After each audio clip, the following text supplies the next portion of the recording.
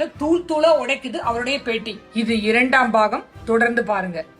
சரிங்க ஐயா, ஐயா வர சொன்னாங்க, வந்தேன். நான் போறேன்ட்டு திருப்பி ஸ்டேஷன் போனேன். ஸ்டேஷன் போறதுக்கு முன்னாடி உயர் போலீஸ் அதிகாரிகிட்ட இருந்து ஃபோன் வந்திருக்கு, வீரமணி வந்தா பேச சொல்லுங்கன்னு.